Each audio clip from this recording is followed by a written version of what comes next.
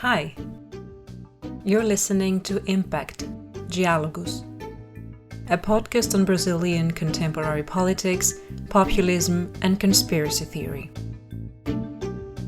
I am Catarina, and I'm your host.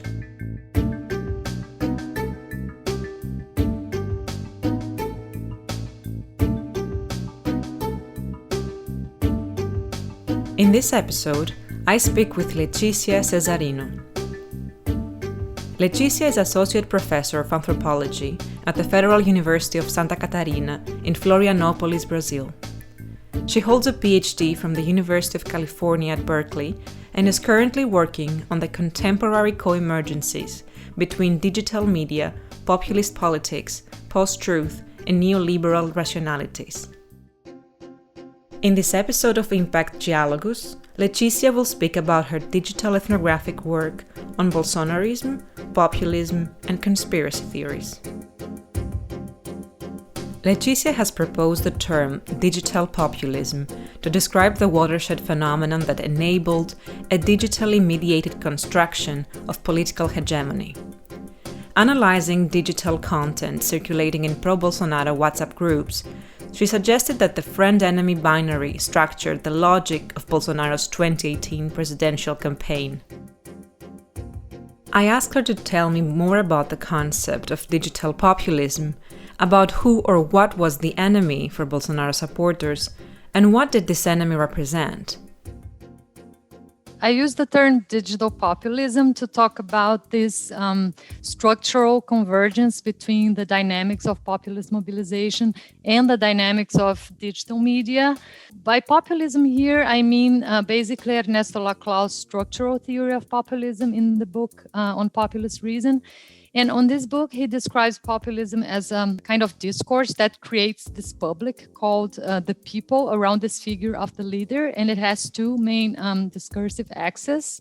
One is the building of equivalence between leader and people. And the other one is articulated with the first, the building of difference between this leader-people group, which are the friends, and some kind of enemy. One of the interesting things about populist mobilization through digital media is how this whole mechanics gets to unfold in a sort of fractal topology, meaning that it is at the same time unitary, so it's the same leader and the same enemy, but in practice it unfolds at different scales in slightly different ways. So that happens with the enemy here. So at a higher level of equivalence building, this enemy revolved around empty signifiers like the left, communism, corruption, gender ideology, identity politics, globalism, and several signifiers that were actually very common among the alt-right and other movements like that as well. But in practice, meaning in terms of the different segments of the population and ultimately even in terms of particular individuals that were accessing this discourse that was circulating in social media and WhatsApp, one of the things I realized was that each person would understand and appropriate this discourse in their own way. So Bolsonaro, communism, the nation would mean slightly different things for different users. Pre-digital populism was about that as well, but one of the things I found interesting in the Brazilian case is how this kind of kaleidoscopic structure with its implicit segmentation of publics, which it converges a lot with how the internet works today, especially segmented marketing, right? It was already embedded in the design of the memes. I analyzed especially the memes, right? The images that circulated. So it was very interesting to notice how these different publics and different enemies were already embedded in the design. So there were memes for all different sorts of potential publics, and some of them very different. For instance, the typical Bolsonarist macho guy who wants guns and hate gays, and a very different kind of voter, like my mom, for instance, who was a very peaceful person and who was looking for this figure of a father that would take care of the people, that would discipline. I mean, the point of the kaleidoscopic figure here is to show how the digital architecture allows for Bolsonaro being one and many at the same time, and the enemy as well. Letícia has written that she began her digital ethnography as a matter of personal urgency, when a close relative of hers disclosed her intention to vote for Bolsonaro. Her experience adds to those of many Brazilians who had to come to grips with the fact that one or more members of their family declared an unexpected support for the far-right candidate. I asked Letícia to tell me why, in her view, voting became such a divisive issue in 2018. So there are many dimensions to this, but one I think speaks more closely to the digital populism kind of analysis, relates to how social media and digital architectures in the platformized internet of today collapses what were previously different contexts, especially the difference between public and private domains in our lives. So politics used to be a very public, impersonal, at least the normative view of it would revolve around this difference between public and private. And the internet really muddles this and makes this very confusing. And Bolsonaro was very intelligent, really, his campaign in taking advantage of this ambiguity. So what happened there, I think, was that the digital mediations really allowed to collapse these contexts and cut across old lines, right? Especially related to the left and right spectrum, is provided a new language for the right that made it very personal, very moralizing, and it's entirely different from anything that came before in terms of what we know as the political right in Brazil. The way I see it, it's interesting how this new right and Bolsonaro as a leader in this emerging political identity makes their own version of how the personal has become political. The left began with this previously in a different way, but the right also does that, but through this more antagonistic and divisive way. So it contaminates private relations, these dynamics that I described as digital populism, in a way that some people began to see the enemy within their own families. These fights that were very common between fathers and daughters and sons and cousins, especially across generations, but not only. It's, in my view, one effect of this personalization of politics that has been very much afforded by the way digital media collapses context, especially between public and private domains, as part of the literature on new media has diagnosed. WhatsApp was an essential channel for digital populism in the last presidential campaign, in large part because of its widespread use among the population. My question to Letícia was whether the social media and messaging apps landscape has changed since, and if so, in what ways? Yes, it did change, and it changed in interesting ways. So in 2018, it was a dynamic anchored on WhatsApp, but also including Facebook and other social media platforms as well.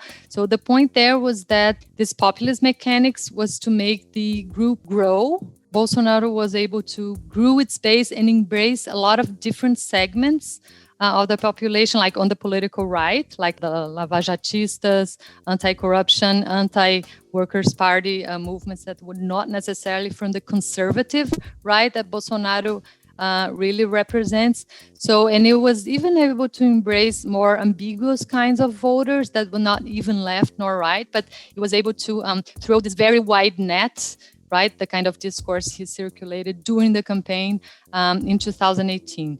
So as he took office in 2019, something interesting happened.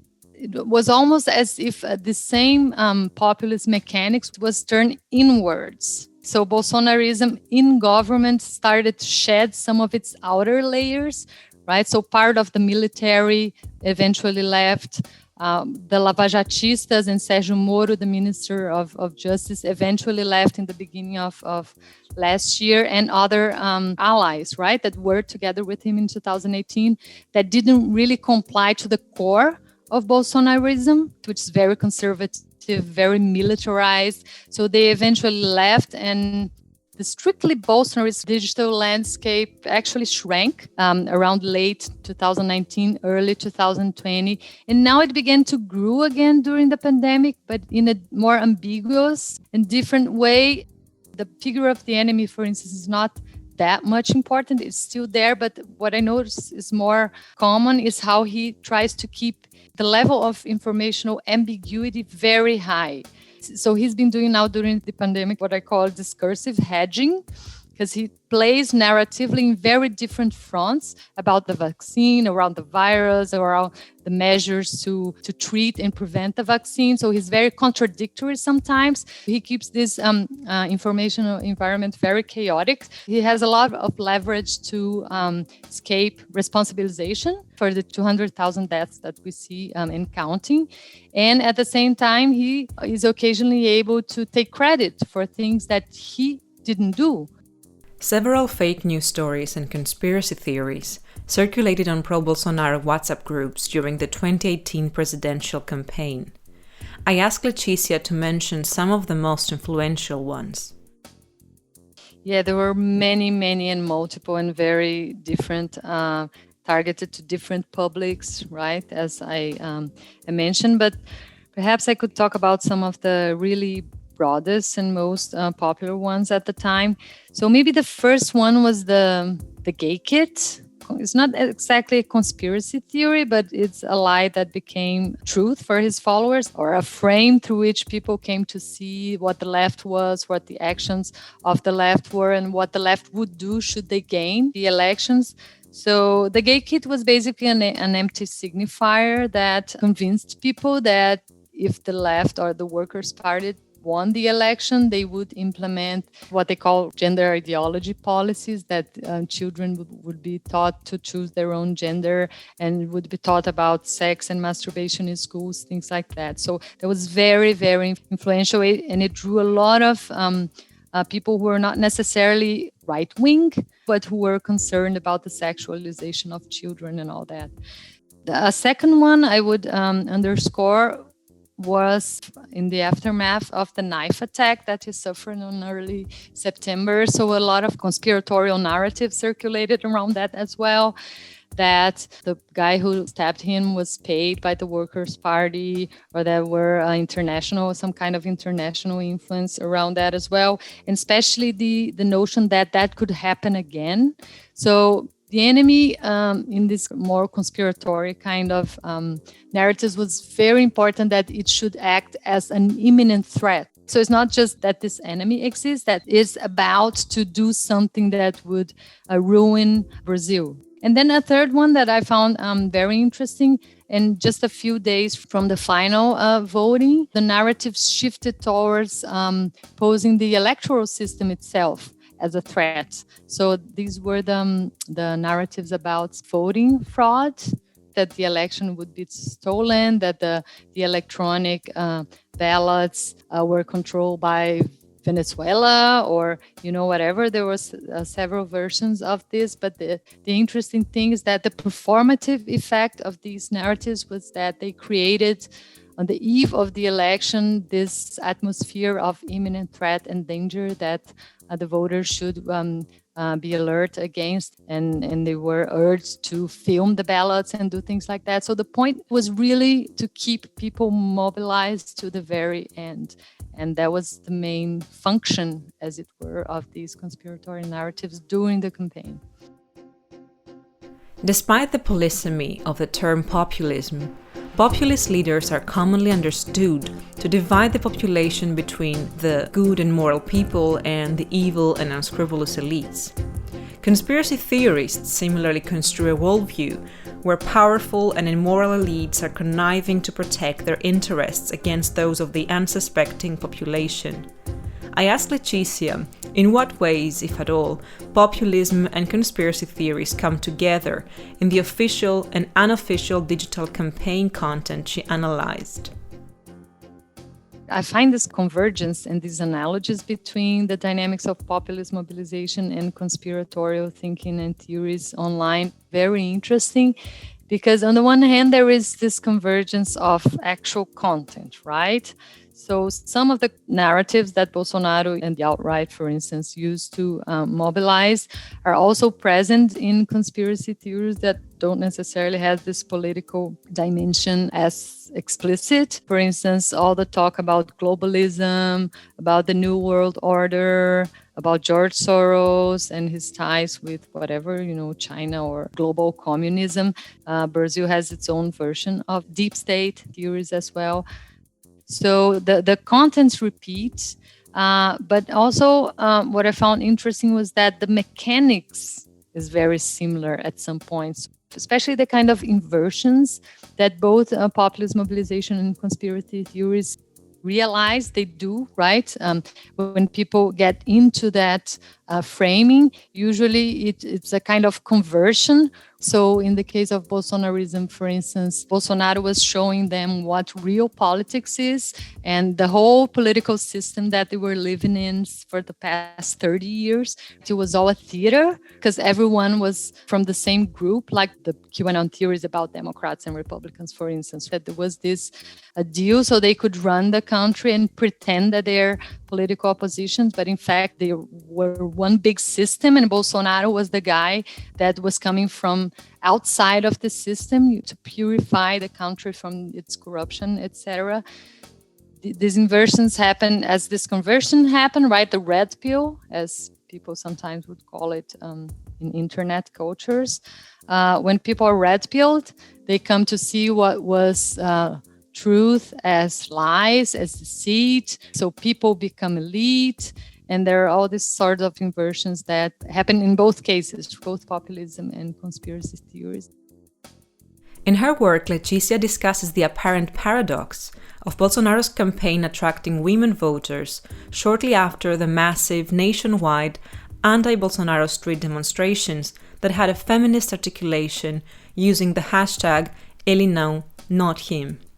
She has described this as a process of displacement of the friend-enemy line within the female population, creating a sharp division between left-wing and right-wing women. So it's the same mechanics, right? Left-wing women, feminists, and leftists. Women were portrayed as corrupt, as hypocritical, as a very explicit, image-based kind of content that made people feel disgust and repulsion towards these women. So the feminists like peeing on the streets and walking around and protesting naked on the streets, and association with notions of dirt. So very affect-based discourse there. And on the other hand, right-wing women were portrayed as the true feminists in a way, because they know how to do protests, they know how to think with their brains and not with their lower body parts, and all these very recurrent, very repetitive themes at that moment. So I guess one of the effects was to make women who were still hesitant to embrace Bolsonaro's name because he had all this past history of misogynist statements. It provided them with very reasonable grammar that they could embrace and justify their new electoral choice. Unlike what is sometimes assumed, Bolsonaro's electoral base is strikingly diverse, spanning regional, economic, and education group criteria. Letícia uses anthropologist Gregory Bateson's concept of schismogenesis to help explain the demographically diverse range of Bolsonaro's voters, which included Black, LGBTQI+, and women voters. I asked her how did symmetric schismogenesis play out in the run-up to the 2018 elections, and how did it account for the diversity of Bolsonaro's constituency? What Bateson calls schismogenesis was a pattern of opposition that escalates. So one of the examples that he would give was the nuclear arms race. The Soviet bloc and the Western bloc were engaged in this very reciprocal and very relational kind of opposition, where the identity and the actions of one group was defined through the opposition to this other group. And then the tendency, as it gets very intense, is to escalate the opposition to a point where the opposition becomes about the relation itself and not as much about the content. I noticed something similar, very similar at certain moments during the campaign, and the aftermath of the Ele Não movement was one of those. So the Bolsonarist or the pro-Bolsonaro campaign at the time, the kind of content that they circulated was very explicit how they use what I called a reverse mimesis. It's a sort of a design that uses the same form with reverse content. So, for instance, that we use an image of a feminist woman with a mask, naked, with colors denoting danger like black and red and smoke on the background. And then right next to it, a picture of another woman, a right-wing woman that was exactly the same position, but with completely reverse content, with an angelical face, holding a baby, with the Brazilian flags on the background, denoting an atmosphere of order, safety, hope. So this pattern was extremely recurrent in the content that was bulk message at that moment. So the hashtags, they were also reverse mimesis, right? So the Ele Não, not him hashtag that was used to convene the protests. His campaign put out yes him hashtag that was the opposite. So I think one of the effects of very strong focus on reverse mimesis at that moment was really to build this schismogenic opposition. And the hashtag fights in Twitter, for instance, is a very evident example of that, right? One hashtag against, and the opposite comes, and then everyone wants to win. And so this escalates. So people are really encouraged to choose one side among two sides. And that happened even before runoffs, when there were other candidates and options available. It became very dichotomous at that moment. And in my view, that has to do with this schismogenic dynamics that happens. So the identity of the new right at that moment and the identity of the left was very much one dependent on the other, but dependent and connected as opposition, not as identity. And then a final thing I would say about that is that it also had this characteristic of the content being very vague and even empty. So some of the arguments the Bolsonarists would use at the time was that if Globo, which is a mainstream news outlet in Brazil, they associate with the left, they would say, well, if Globo is saying something, no matter what it is, I am against it. Or if the Workers' Party is saying something, I'm against it. So it doesn't matter. The content, the political choice and the political identity is defined by the opposition as such, because in the attention economy, whatever engagement is engagement. It doesn't matter if it is positive, if it is negative. So at that moment, the left was actually very much enticed to campaign for him, but in this schismogenic and weird and inverted way. Letícia mentioned earlier that as president, Bolsonaro is unwilling to take responsibility for his actions while trying to take credit for things he hasn't done. He also makes false allegations about the legitimacy of the electoral process, generating uncertainty and suspicion among voters. My question to Letícia was whether such actions coincide with the candidate profile that she analyzed and whether they raise or increase concerns about Bolsonaro's commitment to a liberal democratic project. Yes, very clearly. I don't have any doubts that he doesn't have a commitment with liberal democracy as we know it, especially with the checks and balances part of it. Right? It's very obvious how he would like, and he's very explicit about that, how he would like to exert some kind of direct rule. The thing is, he calls this democracy, and his followers accept that that's what they understand by democracy as well. So what I see there is a very interesting kind of encompassment of what Chantal Mouffe called the liberal institutional pole of democracy by the populist pole, right? Because she talks about modern liberal democracy as this arrangement between contradictory traditions, right? A more liberal institutional checks and balances one, and the one related to what she and Laclau call populist, is the demos part, right? Is the popular sovereignty and popular will part. What the Bolsonaris call democracy is basically just one of these poles, which is the leader that represents the majority, and then he will just rule according to the people's will. So there are no checks and balances in this arrangement. And at some points, Bolsonaro even put the other two branches of government explicitly as enemies, and his followers bought very much into that, which is of course, the Supreme Court and the National Congress, the legislative branch. Right now, he's trying to compromise a little bit, but he's still very ambiguous about seeing these checks and balances, right? The judiciary and the legislative as sometimes as enemies, sometimes as potential allies. So he does also have, in a way, a kind of external discourse, a kind of dog whistling for his loyal followers, where these institutions are still regarded as enemies. So, for instance, he claims that the Supreme Court won't let him do anything. He tries to take measures against the pandemic, and then the Supreme Court will just ban and overthrow his decisions, which is not exactly true. I mean, he could do a lot more than what he claims to be doing, but to his followers, he'll just say that they won't let him, right? The system won't let him.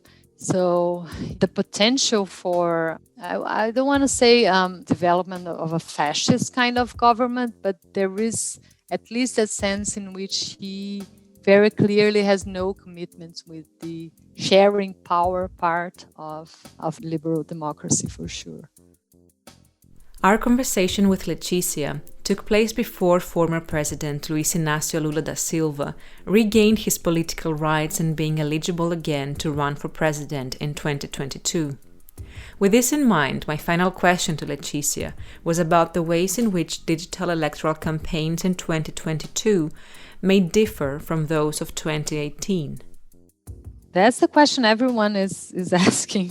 So in the US, it turned out differently, right, in the case of Trump. But in the case of Brazil, nobody knows really. The kind of analysis that I think makes sense is to see that what Bolsonaro is trying to do is trying to keep and maintain around 1/3 of the electorate as his base. And 2 years from now, he will try to do what he did in 2018, which is to escalate that into over 50%. Bolsonaro really thrives in this chaotic environment that Brazil is in today. So if things continue to be as they are today, I think the chances of him repeating the strategy, of course, not exactly as it was in 2018, because the surprise factor was also very important in 2018, but to really be able to build equivalence today, at least enough equivalence to at least encompass again 50% plus one of the electorate, because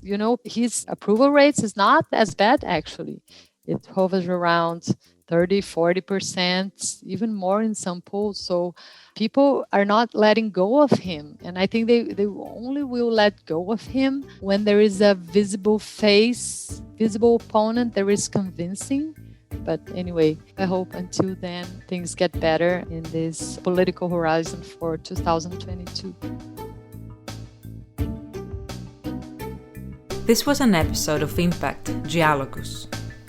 In this episode, I spoke with Letícia Cesarino about digital ethnography, populism, Bolsonarism, and conspiracy theories.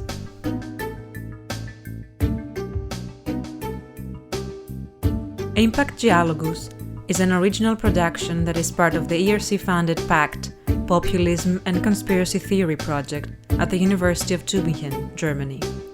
It is written, produced and hosted by me, Catarina.